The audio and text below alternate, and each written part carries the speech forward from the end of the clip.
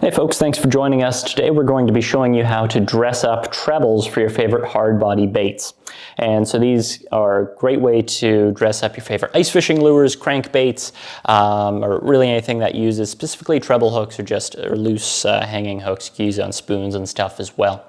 So first thing you're going to want to do is, assuming you're not switching your hooks out, you're going to want to remove whatever hooks that you want to dress up on your bait. And generally this is done on tail hooks because these dress trebles are going to sort of imitate a little bit of a tail coming off here. So usually it's the back hook that we're worried about. If you are going to do a bunch of these, what I'd strongly suggest you look at getting are a pair of split ring pliers. So you can see on these, they've just got a little bit of a beak here. And so if you've ever tried opening a split ring with your fingernails, you know it can be very annoying sometimes. That beak is designed to wedge into that gap between the ring, pry it open, and allow you to remove your hooks more easily. So these, sometimes you find just regular needle nose pliers actually have them if they're designed for fishing. Otherwise, you can generally buy these pretty inexpensively. So I'm just going to use these to open up that split ring, if you can see that. I should be able to just start that hook, and once you've started it, you can just work it around until it pops off. I'll pop that treble in the vise here, pretty easy. Or if you wanted to replace your trebles, as a lot of anglers do just off the bat, skip that, worry about just attaching this after the fact. Thread here, this is just an 8/0 Vivus and a tan in this case to kind of match that sort of sucker color bait that I've got. I'm just going to start this thread right up the eye. Come down a little bit, maybe an 1/8 to 1/4 inch here. You're not going to go all the way down to the bend on these hooks. You don't want to be tying way back here. You want to keep your tying up front. And you can use different materials. Generally, you're going to use either a marabou or a hackle for this. And we're going to show you the hackle approach today. That's generally what you see. If you get store-bought dressed trebles, you can get these things pre-made, but this is going to give you, for one, just a cheaper way of going about it, and also the option to customize things further. This is generally the most common way you see trebles dressed.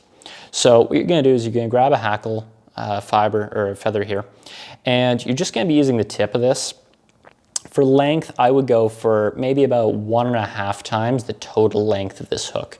If you go super long, for one, you're going to get this really out of whack kind of proportion to the whole thing, where you've got this monstrous tail and the small bait, but it's also going to have this tendency to wrap around different points of that hook and foul.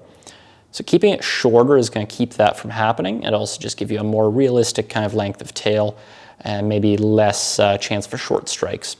So I'm just going to hold that there, catch that in, maybe with 2 wraps. Not too worried about making that super secure right now. I'm just placing these. And you could do these multiples at a time, or just keep things simple, one at a time. I'm going to tie the first 2 in here in the same gap. So if you look at a treble, it's got 3 gaps around the hook, 1 here, 1 here, 1 here. I'm going to be tying, for this one, 2 of these hackle tips in each one of those gaps. So I'll go ahead, pluck another hackle.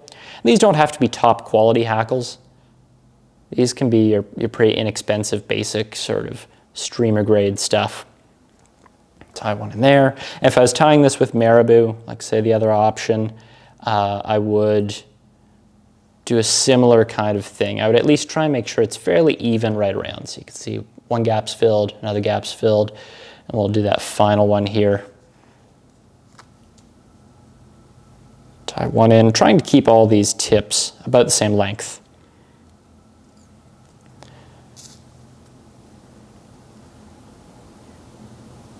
And a second.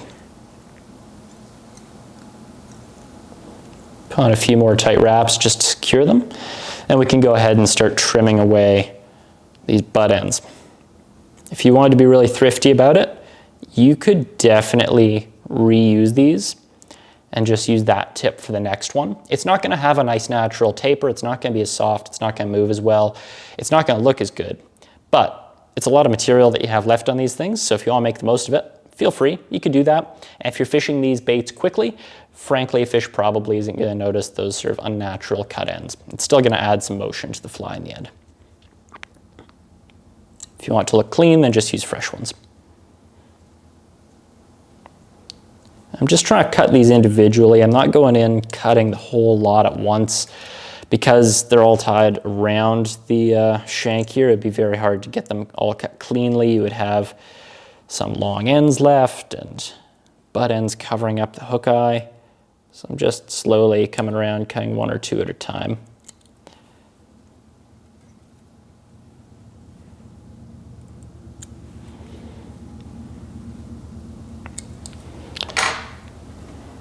And if you crowd the eye, it's not the end of the world. It's a pretty big eye on these things, so it could be tied pretty close up. I like to really push it right towards that eye so that I get sort of the maximum amount of volume and motion coming off the back here.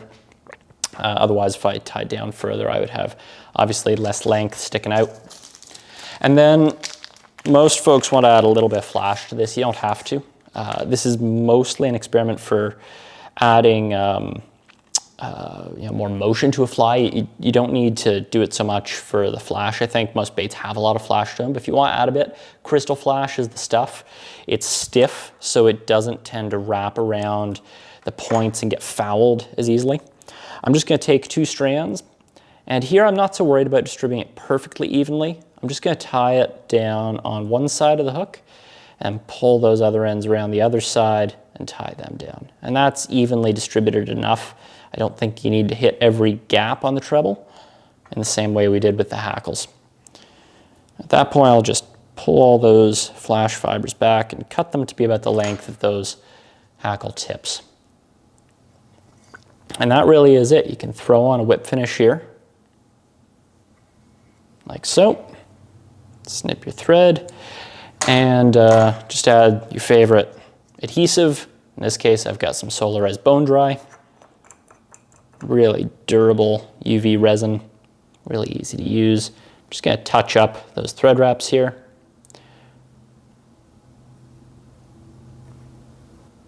And you may want to consider what species you're fishing for when deciding what materials to use here. So hackle tips are great for almost everything. As I say, marabou can be used too, marabou being a much softer feather. However, marabou is not as durable against things with teeth. So say if you're using these on your favorite pike baits, maybe a jerk bait or something, you might prefer to use hackles. They'll probably last longer for you. And then the last thing to do here would just be to reattach it to your bait. So that split ring is still on there for me. I'm just going to grab those split ring pliers again and open up one of the ends. And this can be easier to do when you leave the hook in the vise. You'll notice I haven't taken it out. This is a small split ring. I should probably have a smaller set of these pliers, but I should be able to get it in there. There we go. So I've just opened that up a little bit here. I'll just sneak that on there if I can. And now I've got this nice dressed treble at the back end of my bait. So that's going to add lots of extra motion. So especially if you're fishing these things a little bit slower, trying to tease those fish, fishing a jerkbait where you're pausing for long amounts of time, that can add a real bit of life to there. And of course you can mix up the colors and materials as much as you like. So give it a shot, let us know how it works for you.